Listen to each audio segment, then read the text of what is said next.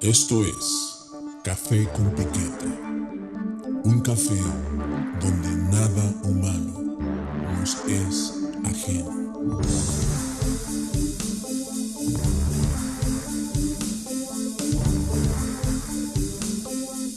Café con Piquete.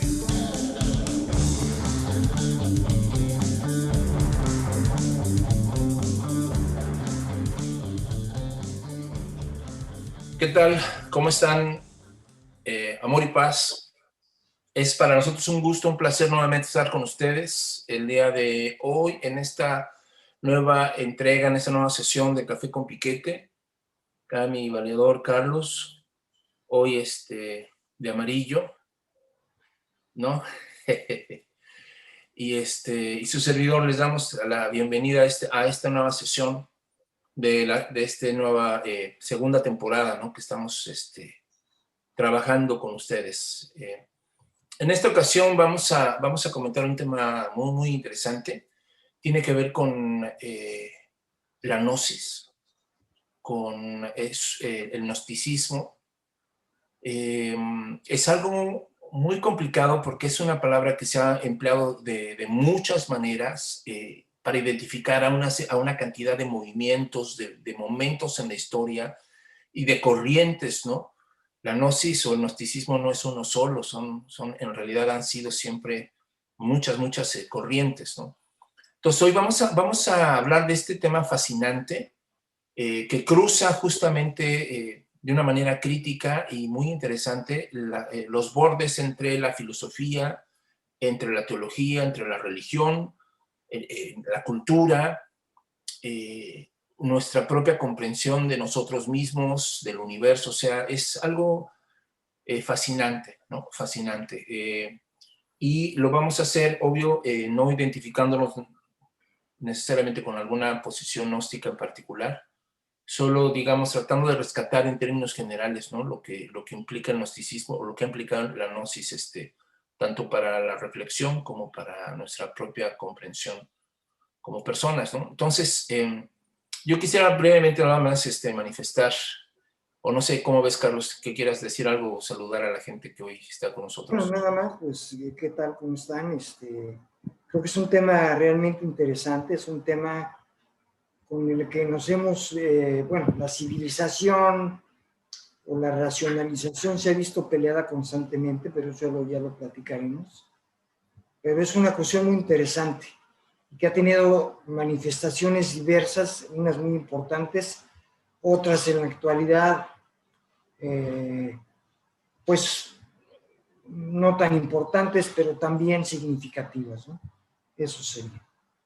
Sí, bueno, de manera así muy breve, ¿no? Para dedicarnos a tal vez un poquito más a algunas cuestiones más de definiciones o de precisiones más teóricas, pero para hacer así una introducción muy breve, la gnosis es una, gnosis quiere decir conocimiento en griego, y es una expresión, un título que se le ha dado a ciertas escuelas iniciáticas, filosóficas, religiosas, que prevalecieron en un primer momento en el periodo justo del helenismo griego, es decir, las primeras información de gnosis propiamente, o textos gnósticos propiamente, o de ese tipo de descripciones se encuentran probablemente del siglo II antes de Cristo hasta el segundo, tercero después de Cristo. Entonces, más o menos 400, 500 años en los que esa primera gnosis queda, digamos, expuesta.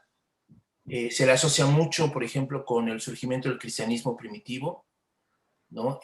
Los padres de la iglesia la persiguieron como una herejía a las doctrinas gnósticas, ¿no? Hay por ahí ya algunas personas que han editado aún los propios evangelios gnósticos, ¿no? Como testimonio de esta interpretación del cristianismo primitivo, ¿no? Bastante antigua. Entonces, digamos, esa es como la raíz histórica que puede remontarse, digamos, con expresiones como hermetismo hacia Egipto, por ejemplo, o con expresiones como el orfismo, que también podría ser una expresión, digamos, que está en este mismo hilo, en esta misma visión de las cosas, ¿no? Que tiene, por ejemplo, en Platón y en la filosofía griega una influencia muy, muy importante, ¿no? Ya Platón también dialogaba con este asunto de los órficos, sus cuestiones iniciáticas, su visión del cosmos, del mal en el mundo y del origen del alma y del cuerpo. Entonces, digamos, en esta primera etapa de la gnosis es muy notorio, por ejemplo, la idea de un Dios trascendente que no se identifica con una creación que muchos de ellos ven como algo malo, ¿no? El demiurgo o el creador, por ejemplo, en este caso, Dios no es el creador del mundo es el demiurgo. Para los gnósticos o varias de estas escuelas gnósticas, ese demiurgo o esas potencias creadoras de la materia es el mal. Entonces hay, digamos, un dualismo que probablemente también tenga que ver con unas influencias persas, ¿no? Sobre esta idea del zoroastrismo, por ejemplo, ¿no? Y esta idea de que hay una especie de lucha eterna entre el bien y el mal. Y lo interesante de esto no solamente es su idea sobre un alma cautiva en la materia, sino también la idea de que es el conocimiento,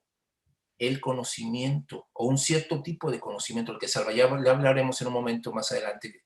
¿A qué estamos aquí refiriéndonos con conocimiento? Cuando hablamos de gnosis, ¿qué tipo de conocimiento es el que estamos aquí planteando, no?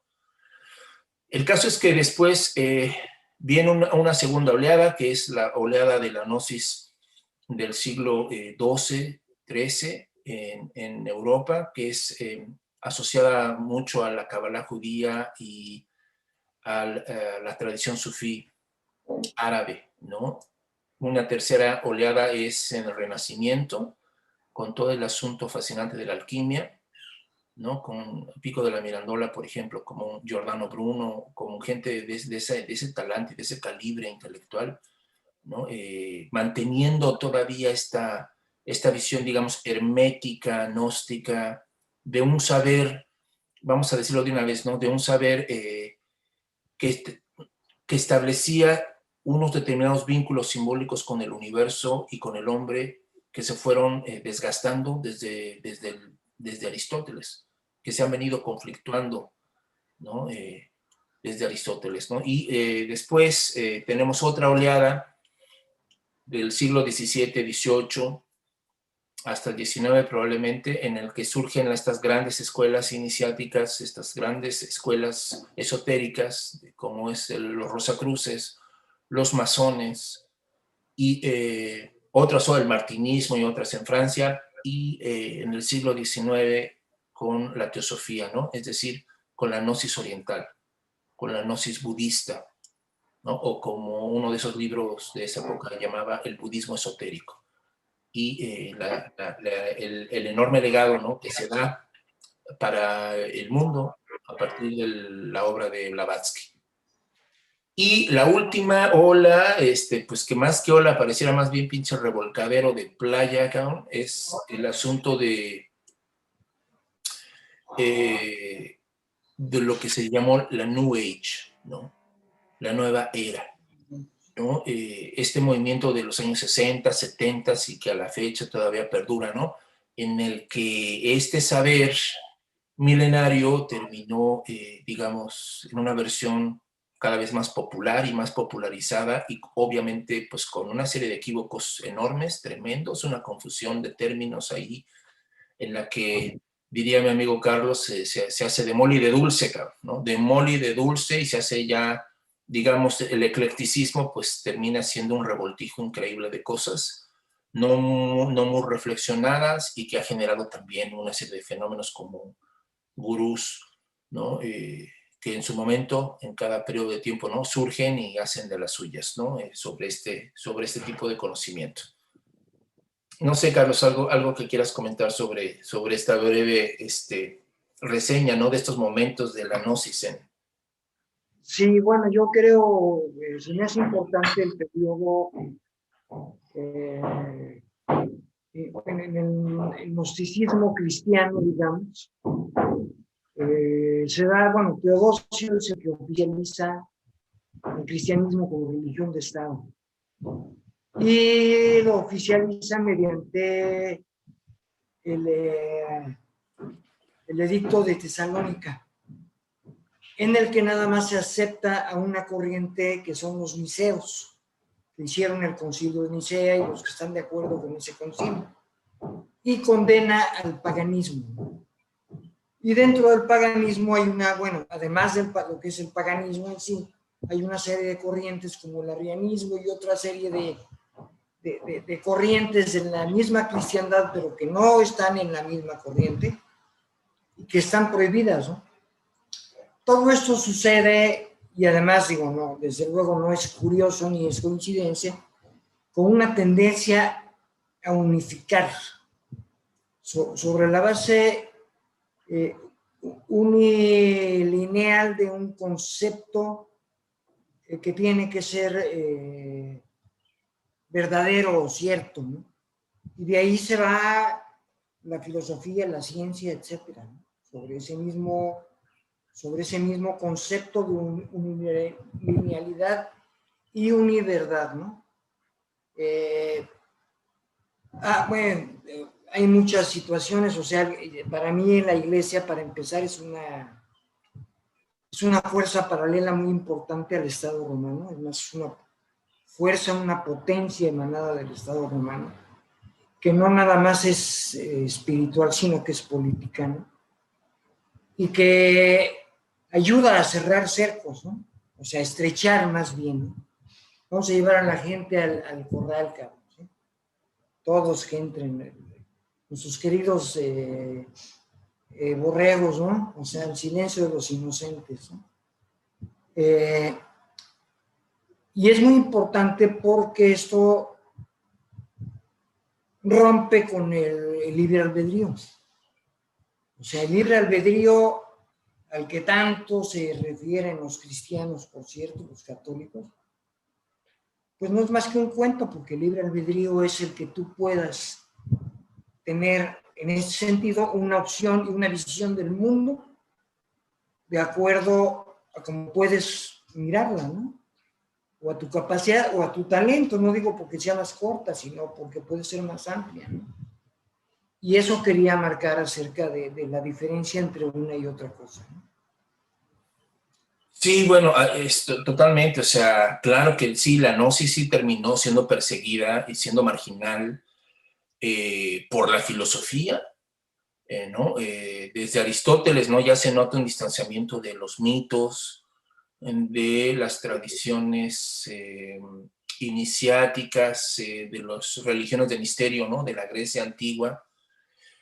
Y claro que con el cristianismo eso se iba, no, como bien dices, ¿no? Con esa definición de lo otro de mí como pagano, y eso, esa definición, esa comprensión del otro de la iglesia como pagano, es peyorativo. O sea, Sí. es marginante, es excluyente, o sea, hay una intención inquisitorial allí en esa definición, ¿no? No se traduce, no se le pone pagano a algo para honrarlo, sino para ridiculizarlo, para restarle valor, ¿no? Frente a la revelación cristiana, frente a la Biblia, frente a esta nueva religión. Pero yendo un poco más adelante, en términos ya más, digamos, tratando de entender. Entonces, hay una gnosis, es decir, las escuelas gnósticas que se pueden ubicar históricamente, decíamos, sus primeras manifestaciones muy contemporáneas con el cristianismo.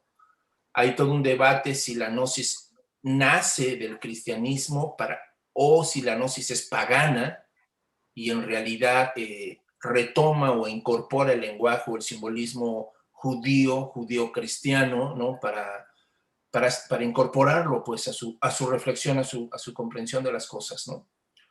Pero hay otro sentido que es cuando hicimos esta, digamos, visión histórica de la gnosis, en la que ya no necesariamente la identificas con un momento de la historia, sino más bien con una visión de las cosas, con una forma de interpretar la realidad, con una forma de acercarse, digamos, al simbolismo, a la mitología, a las imágenes y al pensamiento de una forma distinta.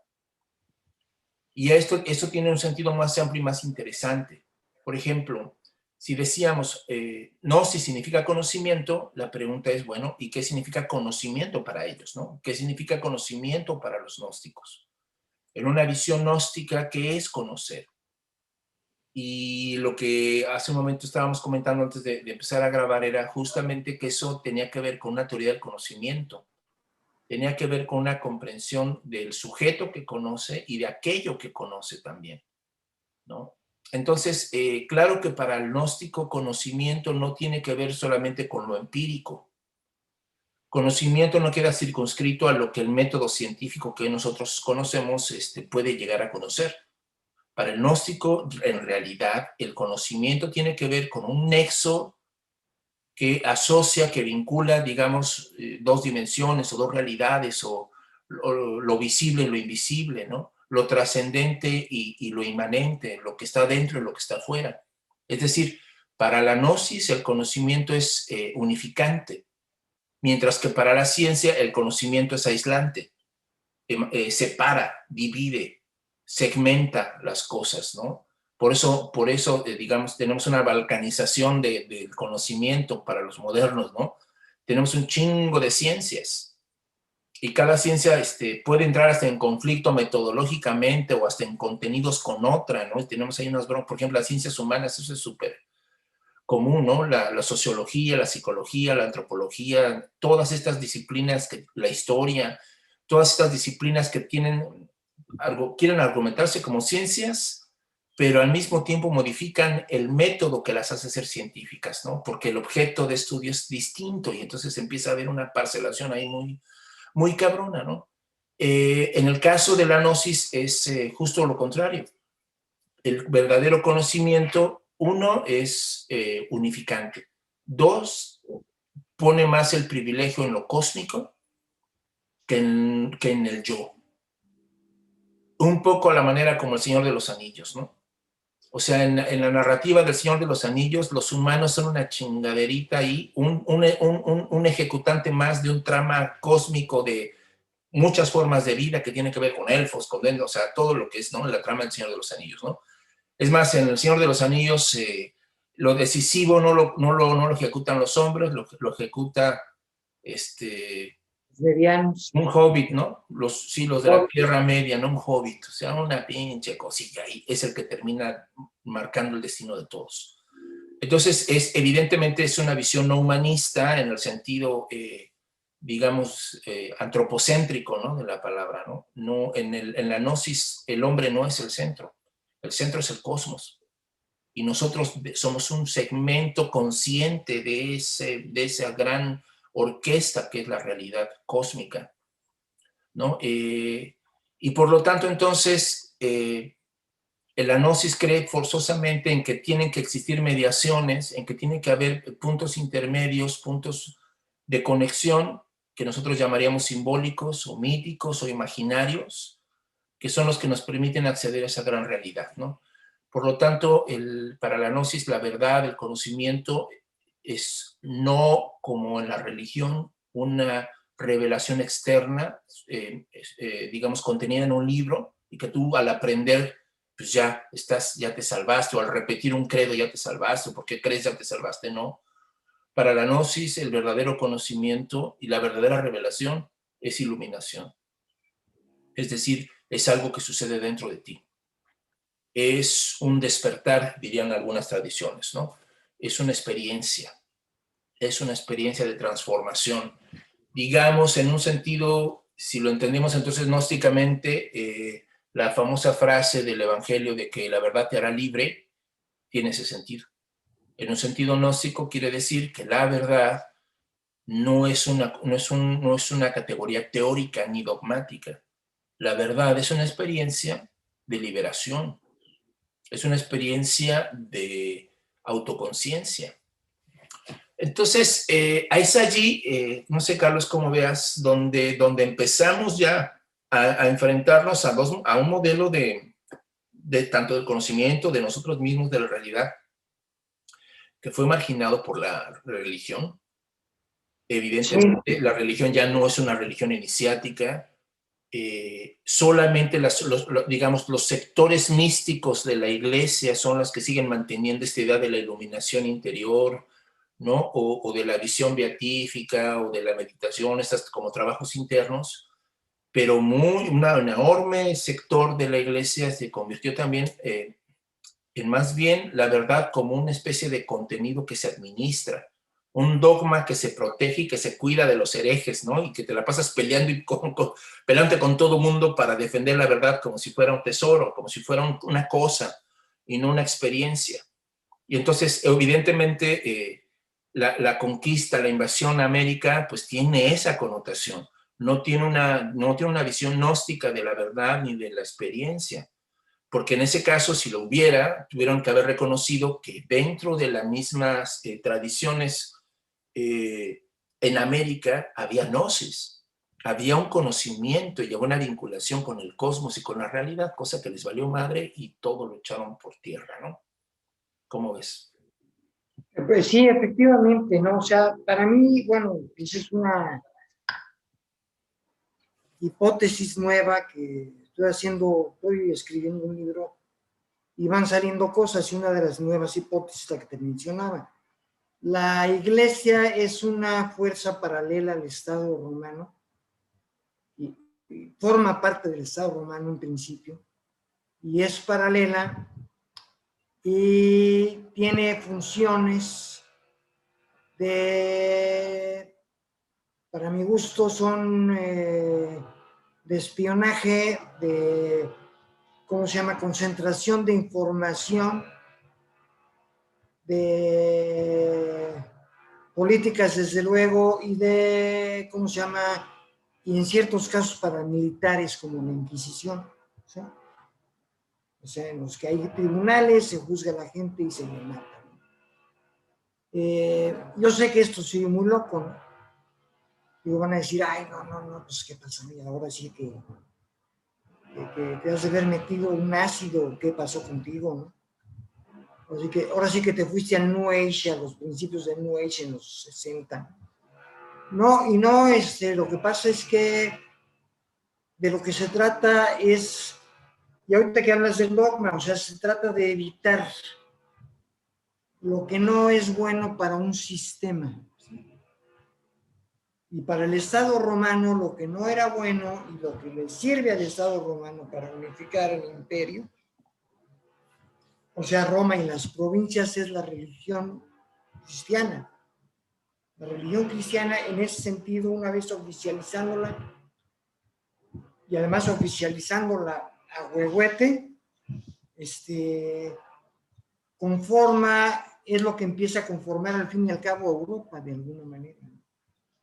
O sea, no hay que olvidar que, es más, incluso cuando el Estado romano ya se acaba, tiempo después, porque no fue inmediatamente, durante la Edad Media, sale el papado o el papa primero, y la Iglesia católica en ese momento tiene diócesis, arquidiócesis y curatos por toda Europa. Es el único organismo, ¿sí?, de poder que puede entrar a otros estados y que les permitía la entrada.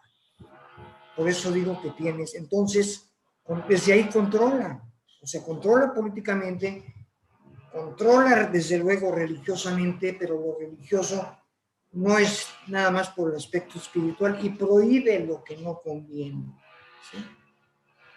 Y el pensamiento libre, y la gnosis es un pensamiento libre, no es permitido. Y es muy curioso, pero esto fue lo que echó, o sea, en Edad Media, ya en la Baja Edad Media, Arabia, por decirlo así, la parte árabe y Europa, también y Occidente, tenían un desarrollo intelectual muy parecido. Está la escolástica, que es parte de la filosofía que comparten, ¿sí? Pero una de las cosas por las que se despega Europa, curiosamente, y Arabia se queda, es que sale fundamentalismo islámico y dice, no, señores, ya no hay interpretaciones, Corán. El Corán es a la letra matarile dile. Entonces hay o sea, el islamismo se hunde en ese fundamentalismo y Europa por esa y otras varias razones, no es lo único, se despega de los musulmanes. Y curiosamente hay un aspecto que, aunque desde luego el capitalismo viene tiempo después de la conquista de América, se empieza a crear, hay un aspecto utilitario dentro de esto, ¿sí?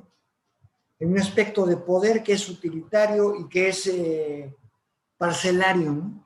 Lo que habías mencionado hace rato antes de que empezáramos, es parcelario, y evita la gnosis, porque la gnosis da otro punto de vista, pues desde lo que dices, la creación, ¿no? El demiurgo, o sea, cuando tú hablas, a mí la primera vez que me hablaron de un demiurgo, que lo estudié en la prepa o por ahí, yo dije, puta, y esa jalada, quién sé qué es, ¿no? Pues para locos, ¿sí? Y esa es la cosa, o sea, te van apartando por medio de ¿cómo se llama? Van condenando ciertas cosas como el paganismo. Yo lo único que conozco que está orgulloso, bueno, o que fue orgulloso de ser pagano fue a Pessoa, ¿no? Él se autodeclara pagano, dice, yo soy pagano. Sí. Pero de ahí en más lo que tú dices, ser pagano, no, ¿qué es eso? Sí. Es peyorativo, insulta, ofende y parcela, ¿no? Margina. ¿Sí? Y sobre esa... Perdón, pero además de pagano, de eso tiene la connotación de primitivo. Sí, claro. De pinche pensamiento así, arcaico. Sí, ándale, arcaico, de algo que no sirve. Pues lo mismo que sucedió con los mexicas, ¿no? Eso es algo antiquísimo, muy loco y además es demoníaco, ¿no? Seguramente el demonio está atrás de eso porque el demonio es una buena propaganda. Podría haber sido comunista, ¿no? O sea, el demonio es comunista y Dios es capitalista. Jesús es capitalista y los comunistas, carajo. Y hacen toda esta división y toda esta parcelación y toda esta unificación de una teoría y una dogmática que desde luego es cristiana, ¿sí? Es una dogmática cristiana, pero que centraliza el poder. Se trata de centralizar el poder desde el punto de vista espiritual, desde luego, o sea, porque el pagano además es un diletante, un ego, un antiguo, un no sé qué, y nosotros sí sabemos, o sea, es como la ciencia, o sea, por eso el argumento de la ciencia y de la filosofía modernas nacen del dogmatismo cristiano. O sea, nada más hay eso es todo lo que hay. Lo demás no es ciencia, lo que mencionaste, no sea las ciencias humanas, ¿no? Las ciencias sociales, ¿no? Pues no son ciencias, carnal. O sea, ya ves, digo, claro, ahora ya se les dice ciencias, pero todavía no hace mucho tiempo, hace 30 o 40 años, no se les consideraba ciencia, eran puras disciplinas, porque no tenían, precisamente, no partían del método epistémico o epistemológico científico, ¿no? Entonces, todo es una cuestión de poder. Para mí todo es una cuestión de poder y tiene que ver con la libertad de pensamiento y de elección, ¿no? Que va lo mismo, ¿no? O sea, yo puedo declarar pagano, gnóstico y ser pues no sé, masón, o me gusta el alquimismo, o qué sé yo, ¿no? O otra cosa, digo, paralela o diferente, simplemente con que sea diferente, ya está prohibida porque cae en lo mismo, ¿no? O sea, digo, a partir de que Teodosio I, el grande, tenía que ser el grande porque fue el que oficializó la Iglesia Católica, prohíbe todo lo que no sea cristianismo, está concentrando poder, ¿sí? O sea, una prohibición no es solo una prohibición es un estado mediante el cual parcelas y divides, ¿sí? ¿Sí? O sea, eso está prohibido, esto está permitido. Lo nuestro es bueno, aquello es malo. We are the good guys, they are the bad guys, y etcétera, etcétera, ¿no? Por favor. Sí, bueno, pues es que exactamente, o sea, el asunto, el problema de ese tipo de prohibiciones y ese tipo de calificativos es pues, no solamente el asunto digamos, de que te crees enemigos imaginarios, ¿no? Sino que al mismo tiempo también al descalificar el paganismo está descalificando las fuentes mismas del cristianismo y de la propia comprensión del cristianismo. Así es. Es decir, lo empiezas a identificar o lo empiezas a definir como si fuera una cosa que bajó del cielo, ¿no? Que cayó en bruto así y que por tanto todo lo demás, que sí es histórico y pagano y falso y humano. Eso no es cierto, sí. Exacto, ¿no? Entonces, eso, digamos, refuerza mucho la autoridad y la supremacía de la iglesia, ¿no? El hecho de que tú no puedas encontrarle un origen, o que esté prohibido para ti encontrarle un origen a esas creencias, porque las humanizas, o sea, eso es lo que termina siendo, ¿no? O sea, eso que terminaba siendo divino, resulta pues que ya otro lo dijo antes, ¿no? O que ese texto, con lo que hablamos un poco con Carla, ¿no? O ese texto viene de otro lado, ¿no? Y están retomando un montón, ¿no? De cosas, no es que todo, ¿no? Claro. Decía Antonio Piñero, no encuentro una sola cosa en el Nuevo Testamento que no se haya dicho antes. Definitivamente. Todo, o sea, no hay nada nuevo. Y entonces él dice, probablemente lo único nuevo que hay es la forma. La forma en la que se está interpretando, la forma en la que eso se lee, la forma en la que eso se...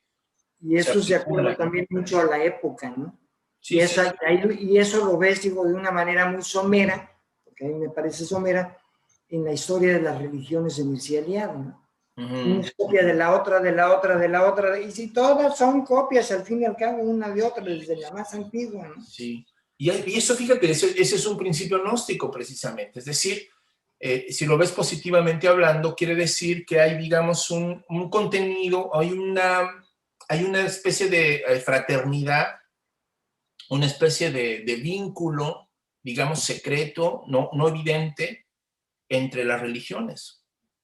Claro. Es decir, hay, digamos, una información, dices tú, que se comparte, hay una intuición común que tú la ves repetida en un lado, en otro, en otro, en otro, en otro, en otro. Bueno, para la gnosis eso sería justamente indicios, ¿no?, de que en realidad la religión solamente es una forma de interpretar, una forma de bajar históricamente o de condicionar históricamente una intuición que trasciende a esa forma y que por lo tanto no hay ninguna religión que tenga el derecho de ponerse por encima de ninguna.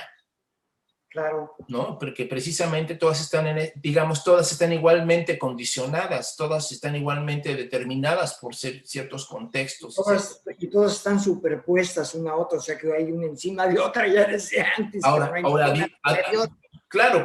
Ahora, a diferencia digamos, del discurso iconoclasta moderno, esto que estamos diciendo para mucha gente pudo significar, pues claro que todas son iguales porque todas son falsas, todas mentiras, todas son mamadas, ¿no? Pero para el gnóstico podría decir, no, pero ¿qué crees? Que hay un reducto de eso que es valioso. El peor es que ni siquiera la gente creyente o religiosa lo está percatando, lo está reconociendo, o sea, ya se les escapó.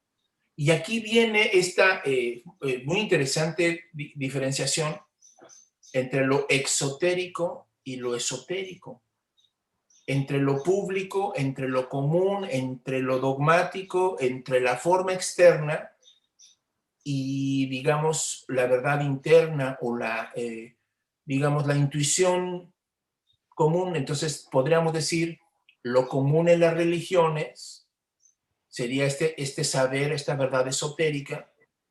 Lo diferente y lo caótico y lo desmadrado sería pues lo exotérico, ¿no? Por lo que la gente se mata, por lo que la gente es como el uniforme del equipo, ¿no?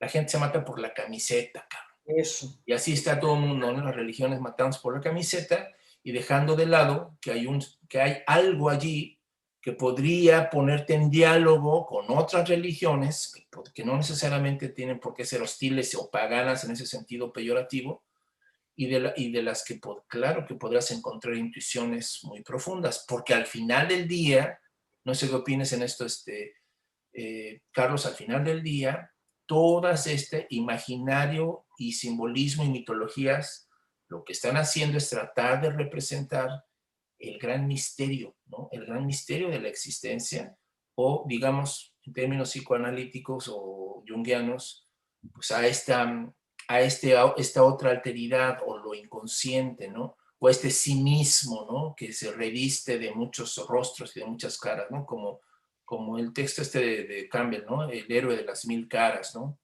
O Sí. su libro increíble, ¿no? Que me gusta más que el de Eliade, ¿no? El de las máscaras de Dios, ¿no? Sí. Las máscaras de esto sagrado, de esto que ahí está, pero tiene diferentes formas de ser representado, ¿no? Claro, claro. Sí, aquí la cuestión es que lo que tú dices, o sea, de repente supuestamente cae una religión que puede ser el judaísmo como un meteorito sobre la tierra, que es exclusivo, el más exclusivo de los judíos, hasta que Pablo dice que no, pero de ahí se colige, por decirlo así, que solo hay una religión válida, ¿no? O sea, que hay una verdad única. Y eso tiene que ver con todo, te digo, no solo es con una cuestión religiosa, tiene que ver con la ciencia, porque la verdad única es la que es valiosa y es la que tiene el poder, ¿sí? Por eso hay política en la iglesia. Desde el principio fue creada como una instancia política también, ¿sí? No fue simple, o sea, es más, las diócesis y arquidiócesis eran como municipios y cosas así, ¿sí? Eran divisiones del Estado, no de la iglesia, ¿sí? Y entonces se margina, se hace a un lado, se deja de ver lo que es, y el mito, el arquetipo, que es como un ADN que viene en el género humano desde los arcanos, ni siquiera pertenece a nosotros porque nosotros no lo creamos. Es una cuestión cósmica. Es una cuestión cósmica que viene de quién sabe dónde carambas, ¿no? ¿Sí? Y que nosotros, los seres vivos, y además con conciencia, porque no lo sabemos, hay otros seres vivos que pudieran tener una simbólica también muy diferente, ¿no? No sabemos si los animales la tengan, no sabemos si las plantas lo tengan, lo que pasa es que nosotros somos conscientes o tenemos una conciencia diversa de la de ellos, que se puede manifestar, por lo menos para nosotros, de una forma más clara, ¿no? O clara. La de ellos no, porque dicen guau, guau, o vete a saber qué dicen, y pues quién sabe qué carambas, ¿no? Pero esto es cósmico, o sea, el arquetipo es cósmico. El arquetipo le pertenece al demiurgo, le pertenece a Dios, no como Jesús o Jehová o la chingada, sino al creador último, ¿sí? Al creador último o al creador, ¿sí? Que puede ser el demiurgo, el que creó el universo, el cosmos, ¿sí? Y que nosotros somos una creación de él, y que nosotros adquirimos esas cosas que no se nos permite ver porque no conviene, no se permite. O sea, ¿por qué? Y ahorita vamos a hablar, estamos hablando de ciencia o disciplinas paralelas al cientificismo, pues estamos hablando de psicoanálisis, ¿no? O sea, ¿por qué Freud sí y Jung no? ¿Sí? Porque Freud sí tiene una epistemología científica. Por eso se hacen las cuestiones de Marx y Freud y Lacan y todo este rollo, y hay una serie de conexiones. a Jung se le hace un lado, porque Jung es lo que decías, es un diletante. Un gnóstico. Un gnóstico, y los gnósticos son diletantes, son gente que cree que sabe, pero sabe pura madre. Y hablan de una bola de cosas que a la mera hora ni saben. Entonces se califica a Freud y se descalifica a Jung. Y a otros muchos, pero los principales son ellos dos que empezaron esta corriente de alguna manera, ¿no? Y entonces, pero lo más importante es que a nosotros, seres humanos, se nos limita, ¿sí? O sea, se nos ponen límites, ¿sí? Que ahora son virtuales, son como los que tenemos tú y yo y los que nos van a ver, o sea que, ¿sí? Y que no hay esa capacidad, o sea, Bourdieu, si es que pronuncio bien, el sociólogo francés, dice que las diferentes clases sociales tienen el hábitus, cada una tiene un hábitus y en ese hábitus en sí prohíbe aceptarlo de cualquier otro hábitus. Si yo soy de clase alta, lo que tú digas como clase media, o sea, no me interesa ni tus creencias, ni tus pensamientos, ni mucho menos tu forma de vida. Pero eso es una forma de aislamiento y de protección del poder. ¿Sí? Y ahorita estoy hablando aquí, y Bourdieu también, digo, no lo decía de esa manera, pero está hablando de jerarquías. O sea, y a mí me ha sucedido que yo llego con gente que cree o pertenece a otra clase social y pues me ven como amenaza, ¿no? Además, ¿no? Cuando yo empiezo a hablar, dicen, pues este güey ha de ser comunista, que no tienen ni idea, pero pues ese es significativo, ¿no? Y ahora, bueno, que en el entre la Unión Soviética y esta época, pues se puso de moda el término terrorista, ¿no? O sea, cuando se acabaron los comunistas, pues terroristas. Entonces eres un terrorista, ya sea militar o ideológico, lo que sea. Y ese es el problema, y entonces la gente no escucha. Bueno, a empezar no escucha, un carajo. Pero además, si yo hablo de algo diferente a lo que la otra persona cree, no escucha. O sea, se cerró, inmediatamente puso una cortina aquí y ya no hay forma, ¿no? Y de eso se trata, de parcelar el poder. ¿Sí? Se trata de crear, y desde luego cada vez más, lo estamos viviendo por los medios digitales, de parcelar más la comunidad. O sea, ya no hay comunidad, hay egos, ahora hay egos, o sea, cada vez el ego ha sido más importante, el cosmos, la comunidad que es parte del cosmos, o sea, la comunidad como tal es parte de algo amplio, ¿sí? Que no es el ego, pues también al carajo, ¿no? O sea, lo que importa soy yo, y lo que yo haga y lo que yo diga, y yo me escondo en mi teléfono celular y en mi computadora, y ahí nos vimos, ¿no? Porque eso conviene a alguien, o sea, no es gratuito desde que a eso conviene a alguien, y el gnosticismo no conviene porque el gnosticismo es un libre pensamiento. ¿Sí? El gnosticismo es otra forma de ver la realidad, la vida o la verdad, o llámenle como quieran, ¿no? Es otra forma. Y tiene que ver, como también mencionó hace rato, mucho más con la intuición que con la inteligencia racional. Porque yo creo que también la intuición es una inteligencia. Claro. Por eso digo inteligencia racional, ¿no? Para diferenciarlas, ¿no? Porque por medio de la intuición puedes ver muchísimas cosas, pero eso, lo que comentaste hace rato, ya nos lo quitaron, ¿no? Porque eso no vale la pena. Oye, es que yo creo que no. 2 y 2 son 4, 4 y 2 son 6, 6 y 2 son 8, y 8, 16. Y ahí se acabó. ¿Sí? Lo que no es mecánicamente pensado, no vale. Racionalmente pensado, no vale. ¿Sí? Y si tú crees que oyes voces o que ves ciertas figuras o que te imaginas ciertas cosas y no sé qué, pues es que eres esquizofrénico. Ya hay un cajón también para el que anda en eso, ¿no? Y por eso, o sea, el DNR, ¿no? ¿Cómo se llama? La clasificación psiquiátrica de la Asociación Americana de Psiquiatría. Hoy se me fue el nombre. Sí, sí, MSN, ¿qué? ¿Cómo? No, sí, se me fue. Sí, el de Ahorita los diagnósticos, ¿no? Ajá. sí, ahí lo tengo, más yo ahí lo tengo. Clasifica trastornos en los que puede caber cualquier ser humano.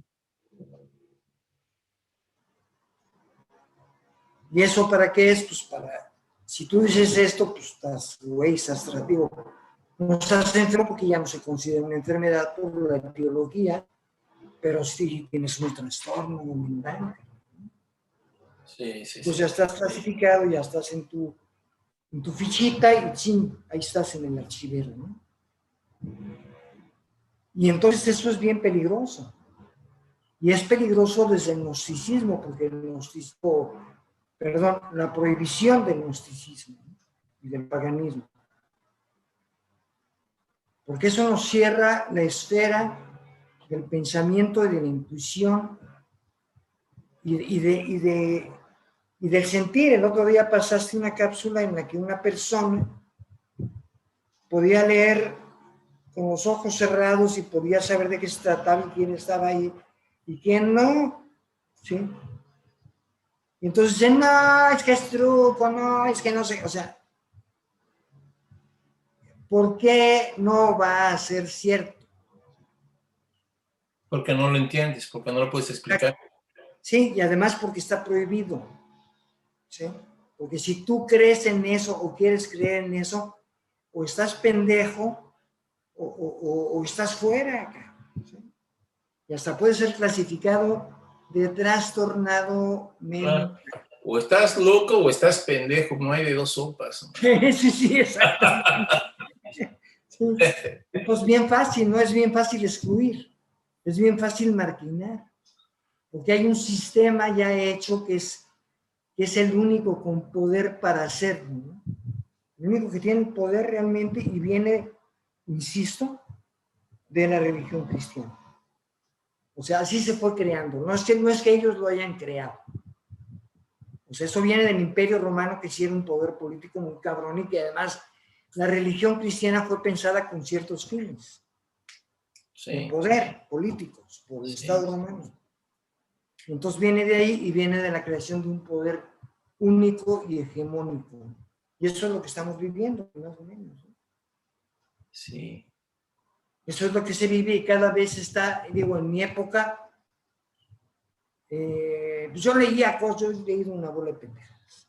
Y yo leía sobre eso, gnosticismo o ciertas artes esotéricas y pues tal vez de repente hablaba o decía y pues me escuchaban o no, o me mandaban al demonio, pero ahorita te mandan al demonio, ¿no? O no, simplemente no te escuchan, ¿no? Bueno, si no estás dentro de lo que está permitido hablar, y más si hablas de que el gnosticismo y que la religión católica no tiene, o los cristianos no tienen la razón, anatema, cabrón, ¿sí? Ya estás anatemizado y ya agua que te excomulgan, cabrón, por cualquier te traen a, ¿cómo se llamaba el que fue papa, que era de la Inquisición moderna? Ya. Entre tipo y Juan Pablo II. Era alemán, ¿no? Era alemán. Sí, el alemán, ¿no? Sí, Ratzinger. Ese, te lo traen y aguas, carnal, porque en una esta banda está quemando en las catacumbas. Ya no te queman afuera porque ya no está permitido, pero te queman allá adentro. Sí, y ya no te dan trabajo, cabrón. No, pues a mí hace mucho y no nomás por eso. Sí, bueno, pues ahí tenemos, mano. Y obviamente aquí, pues digamos, para dar un cierre a esta reflexión sobre la gnosis, digamos, yo quiero reflexionar un poco sobre las consecuencias de haber cercenado esta esta otra forma de conocer y de percibir y de entender las cosas, ¿no? Y tiene muchas, o sea, por ejemplo, si se cancela por parte del conocimiento oficialista la imaginación, te están cancelando totalmente el acceso a tu propio pasado, a tus dilemas más profundos de lo inconsciente, ¿no? Están descalificando que a través de la imagen, que a través de los sueños, que a través de la literatura, que a través del arte haya un conocimiento. O sea, esto es algo es muy grave, porque si solamente conocimiento se va a entender por aquello que el método científico es capaz de decir sobre algo, entonces ni en tus sueños hay conocimiento, ni en los mitos hay conocimiento, ni en la literatura, ni en el arte hay conocimiento, ¿no? Ni en la herbolaria, ni en los chamanes, ni en absolutamente ninguna otra experiencia marginal de esta sociedad industrial hay conocimiento, ¿no? Y al hacer eso, pues ya te desvincularon de ti, de tu pasado, de una comprensión mucho más englobante de la realidad, ¿no? Evidentemente que también te están destituyendo a ti de un derecho legítimo de buscar la verdad, porque entonces la verdad solamente está en un lugar y solamente tienes acceso a ella sometiéndote a un método, sometiéndote a una iglesia, sometiéndote a alguien, ¿no? Y entonces sí, verdaderamente cualquier forma de gnosticismo o de hermetismo o de ocultismo, como le quieran poner, sí se vuelve una amenaza tremenda, porque cualquiera de estas, con estos nombres estamos designando a alguien que tiene el derecho y la capacidad de toparse con la verdad, haciendo un trabajo profundo con el mismo, de introspección, de análisis, de lectura, de investigación, que es justamente todas esas valores y actitudes que se ven mal en un creyente. El creyente tiene que ser alguien que obedece, que no puedes contradecir, no puedes ir en contra de la fe, porque corres el riesgo, dirían algunos, mira, si eres creyente y haces algo que está de la chingada, te andan perdonando, ¿eh? No hay pedo. Ya te chingaste el dinero de la iglesia, ya andas padroteando y chingándote a los hermanos, se te perdona, cabrón, porque pues todos somos pecadores, no hay pedo. Pero lo que no se te va a perdonar nunca es que pienses diferente, cabrón.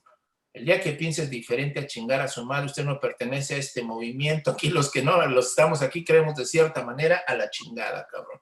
Si usted fuera ratero, adúltero, cabrón, no hay pedo, hay solución. Pero si usted piensa diferente, usted está jodido, usted está perdido, está usted desviado. Entonces, digamos, son algunas de las cosas, ¿no?, que se me ocurren ahorita de reflexionar sobre lo que hemos perdido o lo que se pierde de la experiencia humana cuando por parte de una religión oficial o por parte del conocimiento oficial terminas como en un estado de esclavo, de sometido, ¿no?, en el que no tienes ninguna otra alternativa ni hacia atrás, ¿no? Porque te van a decir, pinche güey conservador retrógrada, ¿cómo te vas al temazcal, cabrón, cuando está el sauna? No seas pendejo, ¿no? O sea, ¿no? Y entonces sí, o sea, te van cerrando los accesos a cualquier otra forma de saber o de experiencia que no esté certificada por la Secretaría de Salubridad y Asistencia, cabrón, ¿no? Claro, claro. O sea, hay una serie de cosas ahí. No sé qué dirías al respecto, Carlos. Sí, efectivamente, ¿no? O sea, bueno, desde el principio es así, es una cuestión aséptica, ¿sí? Es una cuestión de asepsia. Vamos a limpiarnos de lo malo, ¿no? Vamos a quitarnos lo malo encima. Cruz, se vaya el diablo y que venga Jesús. Y vamos a deshacernos de eso que es enfermo, ¿no? Porque además ahora ya lo sano y lo enfermo están clasificados en categorías básicas del bienestar social, ¿no? ¿Sí? Es algo insano, es algo enfermo, cabrón. Sí, a mayor adaptación, mayor salud, ¿no? Sí. Exactamente, esa es la asepsia.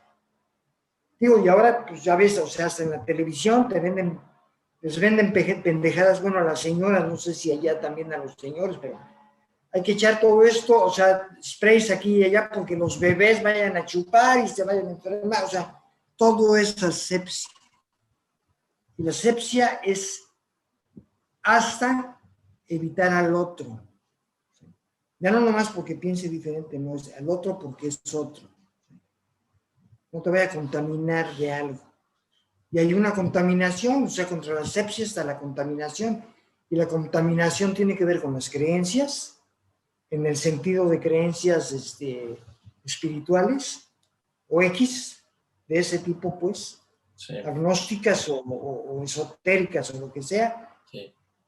hasta las creencias de tipo político o lo que sea, o pensamientos, no es el peor, el pensamiento es peor.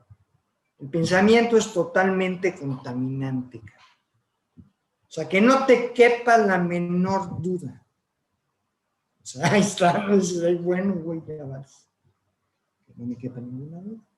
La verdad es tuya y la verdad os hará libres, pero no como tú lo dijiste, sino, pues, o más bien la verdad os hará liebres porque saldremos corriendo. Es lo que yo podría decir. Pues ahí está, todo un tema, en algún momento a lo mejor volveremos a tocar este asunto porque pues, está enorme, enorme el tema, es fascinante y implica para nosotros hasta preguntarnos más seriamente, ¿no? Si, y como lo hicimos creo en una de las primeras sesiones de Café con Piquete, ¿no? Hasta dónde nosotros tenemos acceso a todo ese arsenal de sabiduría que todavía puede encontrarse, ¿no? De nuestras tradiciones mesoamericanas, ¿no? O sea, hasta dónde tenemos todavía chance Sí, de entrarle, por ejemplo, al asunto de este misticismo, de esta espiritualidad que había, que se sabía, que se entendía, ¿no? Ahí tienes libros como esto de este señor Ruiz, ¿no? El de los cuatro acuerdos, ¿no? Sobre la sabiduría tolteca, o el mismo Castaneda hablando sobre la sabiduría del yaqui, ¿no? Del nahual. sí, Es decir, que se le ha endiosado, pero no, ya no es ese el problema, pero él tiene sabiduría ahí. claro, o sea Aparte de no, eso, digamos, hay gnosis, hay un conocimiento allí. claro, Entonces, vamos a decirlo así, más adelante igual tendremos que plantearnos, igual invitamos a alguien que hable, ¿no? Que esté en esa onda y platicamos con él, claro. discutiremos con él sobre hasta dónde, digamos, las pirámides o nuestras tradiciones dejan de ser solamente cubículo de la señora que vende hierbas en el mercado, o simplemente objeto de selfies, ¿no? Cuando te vas de vacaciones y te tomas al lado de la pirámide de la foto, ¿no? Pero no entiendes un carajo de lo que eso significaba y de cómo se interpretaba el cosmos Sí, y la vida a partir de esa geografía sagrada que supone la pirámide, ¿no? Entonces, pues es un asunto que ojalá así es. lo sigamos comentando, ojalá también podamos algún día traer a algún amigo, algún conocido, alguien, ¿no? Que encontremos por ahí que esté en estas ondas y que nos venga y platiquemos con él sobre esto, ¿no? Claro, ¿Cómo es? Algo de para acuerdo. despedirnos, mi gnóstico amigo. Este, pues que piensen, que vean cómo está la situación otra vez. Bueno, no que piensen en ahora sí que no es pensar, es creer y es ver más allá, es ver con los sentidos y con los otros sentidos que no se nos han permitido y que lo creamos, ¿no? Que creamos que eso existe, que es una realidad, así como lo dijo Jung acerca del mundo interior, ¿no? El mundo interior es una realidad, no es una jalada, ¿no? Ok, pues eso sería todo. Muy bien. Pues muchas gracias a todos. Igual si hay gente interesada, ¿no? En ver no solamente del lado esotérico, sino del lado teórico y filosófico, ¿no? Aproximaciones a esto, al reconocimiento, a reflexionar sobre estos formas alternativas de pensamiento y de reflexión. Hay también gente muy, muy seria. El mismo Jung es un ejemplo de eso. Alguien que tomó muy seriamente casi cualquier tipo de fenómeno, ¿no? ¿No? O sea, y cualquier otro tipo de manifestación, ¿no? El tarot, la astrología, el espiritismo, cualquier fenómeno a él le pareció fascinante y lo estudió con profundidad y seriedad. Entonces, hay como él otros muchos que también desde el plano teórico han reflexionado sobre esto. No es un asunto ya marginal y de unos cuantos locos iniciados que se sienten, no, no, no, no. Esto es algo que afortunadamente ha trascendido y ha llegado a la academia, y también desafortunadamente se ha popularizado y también se ha convertido en un mercado de consumo de una especie de espiritualidad medio pedorra, ¿no? Que es la que anda circulando por Facebook, ¿no? Pero, digamos, con todos sus claroscuros, pues aquí estamos tratando de abonar un poco de reflexión a estas cuestiones.